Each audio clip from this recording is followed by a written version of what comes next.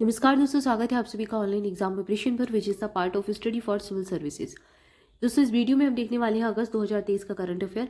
ये हमारी पूरी सीरीज चली है जिसमें हम एक साल का करंट अफेयर पढ़े हैं यूपी का।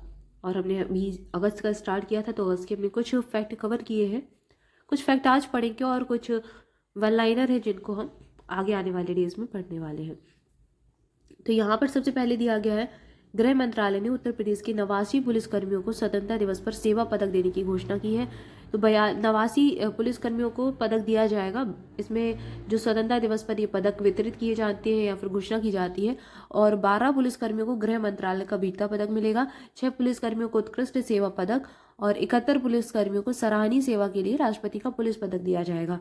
गृह मंत्रालय का वीरता पदक पाने में एडीजी मोहित अग्रवाल और एसपी बिपिन टाडा, एसपी अनिल कुमार मिश्रा, अपर पुलिस अधीक्षक त्रिभुवन सिंह, एसटीएफ के डिप्टी एसपी धर्मेंद्र कुमार शाही, निरीक्षक सत्यप्रकाश सिंह, मुख्य आरक्षी यशवंत सिंह, निरीक्षक राकेश सिंह, उप निरीक्षक दिनेश कुमार गौतम, आरक्षी मोहम्मद इमरान और प्रवीण कुमार नवीन कुमार यादव, ये सब सम्मिलित हैं जिनको वीरता पदक मिलने वाला है। कुल वीरता पदक कितने लोगों को मिलेगा? 12 लोगों को।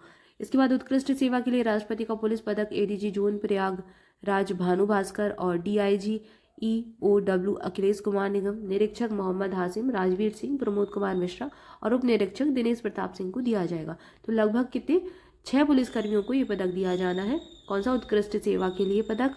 और 71 पुलिसकर्मी है जिनको सराहनीय सेवा के लिए पदक दिया जाएगा। तो उनके नाम नहीं है, आपको बस इतना ही इंपॉर्टेंट है, इनकी संख्या बस याद कर लें।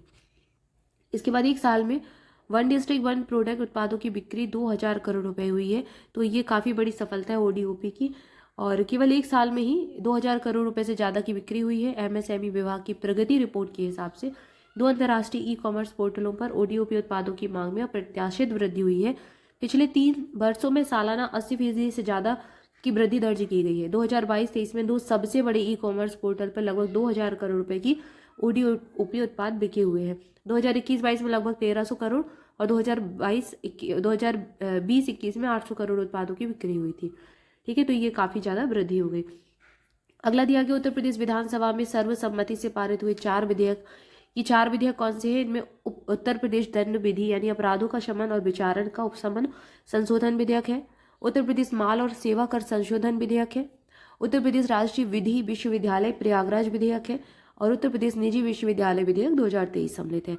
संसदीय कार्य मंत्री सुरेश खन्ना ने बताया कि उत्तर प्रदेश दंड विधि संशोधन विधेयक 2023 के अंतर्गत प्रदेश में 31 दिसंबर 2021 तक सीआरपीसी की धारा 107 और 109 के अंतर्गत दर्ज हुए ऐसे बात जो समन शुल्क भरकर अथवा स्वतः समाप्त होने वाले हैं, उनको खत्म कर दिया जाएगा।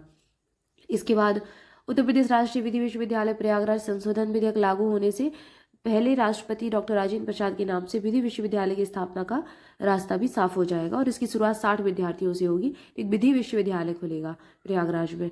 विधानसभा में उच्च शिक्षा मंत्री योगेंद्र उपाध्याय ने उत्तर प्रदेश निजी विश्वविद्यालय तृतीय संशोधन विधेयक 2023 को सदन में प्रस्तुत किया और बताया कि इसमें प्रदेश में शिक्षा के स्तर बढ़ेगा इससे, और सरकारी और निजी विश्वविद्यालयों के मध्य में जो प्रतिस्पर्धा है वो भी बढ़ेगी। तो 4 विधेयक अभी जो है पारित हुए हैं। ICC cricket world cup match हुआ 2023, इसके संदर्भ में कुछ तथ्य हैं। तो ये जो वर्ल्ड कप मैच है ये लखनऊ के कान्हा स्टेडियम की पिच को हुआ, मतलब इसको याद रखना है कि लखनऊ के कान्हा स्टेडियम में हुआ। आईसीसी और बीसीसीआई टीम की हरी झंडी ने, मतलब हरी झंडी दिखाई गई यहाँ पर। तो बस इतना याद कर लो, कान्हा स्टेडियम लखनऊ में है और यहाँ पर ICC cricket world cup match 2023 हुआ। शुरुआत हुई थी 5 अक्टूबर 2023 से। इस महाकुंभ का ओपनिंग मैच पिछले बार की डिफेंडिंग चैंपियन इंग्लैंड और रनर अप रही न्यूजीलैंड के मध्य अहमदाबाद में खोला जाएगा। लखनऊ के कान्हा क्रिकेट स्टेडियम में वर्ल्ड कप 2023 में 5 मुकाबले खेले जाएंगे और ऐसा पहली बार है जब लखनऊ क्रिकेट वर्ल्ड कप की मेजबानी करेगा। कान्हा स्टेडियम में टूर्नामेंट का पहला मैच 13 अक्टूबर 2023 को ऑस्ट्रेलिया और साउथ अफ्रीका के मध्य हुआ था। आईसीसी वर्ल्ड कप 2023 के 5 मुकाबलों के बाद लखनऊ को सीनियर महिला इंटर जोनल 2020 और महिला अंडर 23 एक दिवसीय क्रिकेट ट्रॉफी के 37 मैचों की मेजबानी का मौका मिला है। ये सभी मुकाबले भारत रत्न अटल बिहारी वाजपेयी कान्हा स्टेडियम में खेले जाएंगे। तो ये सारे मुकाबले यहीं पर होने हैं और लखनऊ के इतिहास में पहला मौका होगा जब इतनी बड़ी संख्या में क्रिकेट मुकाबलों की मेजबानी करेगा लखनऊ। तो ये आयोजन किए गए थे और बस कान्हा स्टेडियम लखनऊ में क्या क्या आयोजित किया गया, कौन कौन से मैच आयोजित होने हैं, ये चीज़ याद रखना है। अगला दिया गया उत्तर प्रदेश के बुलंदशहर के शहजादपुर कनेरी गांव को आईएसओ सर्टिफिकेट दिया गया है।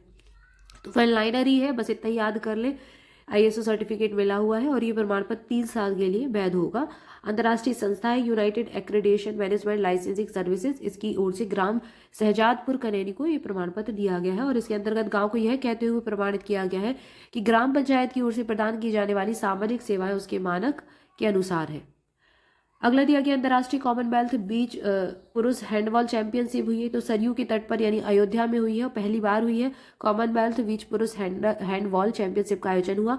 यूरोप और अफ्रीका समेत 15 देशों के 200 खिलाड़ियों ने इसमें पार्टिसिपेट किया था और इसका आयोजन 30 नवंबर से 5 दिसंबर तक हुआ था और हैंडबॉल एसोसिएशन ऑफ इंडिया इसके कार्यकारी निदेशक रहे। गौतम बुद्ध नगर और बुलंदशहर के बीच में बसेगा नया नोएडा। तो यहाँ पर 80 गांवों को नोएडा विकास प्राधिकरण में जोड़ दिया जाएगा दादरी सिकंदराबाद की तहसील से गौतम बुद्ध नगर के बीच, और इन्हीं गांव के क्षेत्रों में दिल्ली मुंबई इंडस्ट्रियल कॉरिडोर परियोजना का निवेश क्षेत्र भी विकसित होगा। और यहाँ पर क्या है, ये एक बड़ी परियोजना है भारत सरकार की। इस योजना को भारत और जापान ने मिलकर शुरू किया है। तो ये एक महत्वपूर्ण फैक्ट आपको मिलता है कि भारत और जापान साथ में आ रहे हैं, साथ में मिलकर इसको विकसित करेंगे। और ये 7 राज्य दिल्ली, उत्तर प्रदेश, हरियाणा, पूर्वी राजस्थान, गुजरात, महाराष्ट्र और मध्य प्रदेश के इंदौर से होकर गुजरेगा। तो ये फैक्ट बहुत इंपॉर्टेंट है, एग्जाम में ये पूछे जाएंगे अभी। अगला दिया गया वाराणसी में Y20 सम्मेलन हुआ और ये जी प्रेसिडेंसी के अंतर्गत युवा बाई फॉर युवा मामले के विभाग द्वारा युवा मामले और खेल मंत्रालय ने इसका आयोजन किया। 17 से 20 अगस्त तक ये हुआ था और भारत की अध्यक्षता में G20 के समग्र ढांचे के हिस्से के रूप में इसको शुरू किया गया। शिखर सम्मेलन के दौरान Y20 विज्ञप्ति पर चर्चा और बातचीत भी की गई और सफलतापूर्वक हस्ताक्षर किए गए। तो बस इतना याद रखें कि कहाँ पर हुआ, वाराणसी में हुआ। अब इसमें कौन कौन सी सिफारिश शामिल थी? तो आजीवन शिक्षण को सशक्त बनाना, वैश्विक चुनौतियों के लिए वैश्विक कार्यबल तैयार करना, अंतर्राष्ट्रीय अनुसंधान सहयोग को मजबूत बनाना, सार्वभौमिक गिग कार्यकर्ता अधिकारों को बढ़ावा देना और सुलभ सतत वित्त पोषण और परामर्श को लागू करना। तो ये सारी इसमें सिफारिशें दी गई थी। कुशल खिलाड़ी कोष योजना भी आई है। लखनऊ विश्वविद्यालय ने अब राष्ट्रीय और अंतर्राष्ट्रीय स्तर की खेल प्रतियोगिताओं में पदक जीतने वाले स्टूडेंट्स की पूरी पढ़ाई, रहना, खाना सब कुछ मुफ्त मिलेगा। इनके लिए कुशल खिलाड़ी कोष योजना का शुभारंभ किया है, इसको लॉन्च किया गया है। कुलपति प्रोफेसर आलोक कुमार राय ने बताया कि एलयू यानी कि लखनऊ यूनिवर्सिटी, जो लखनऊ यूनिवर्सिटी है, हमें खेलों को सक्रिय रूप से बढ़ावा देने के लिए ताकि विद्यार्थी इसमें भाग ले, इसलिए उनको वित्तीय सहायता योजना दी जाएगी। कुशल खिलाड़ी कोष योजना याद रखें यूपी की है और लखनऊ यूनिवर्सिटी। कुशल खिलाड़ी कोर्स के लिए समिति भी बनाई गई है और इस समिति का अध्यक्ष एथलेटिक्स एसोसिएशन का अध्यक्ष होगा जो लखनऊ यूनिवर्सिटी का है। ठीक है, तो यहाँ पर हमने कुछ इंपॉर्टेंट फैक्ट कवर की है जो कि अगस्त 2023 के करंट अफेयर से रिलेटेड थे।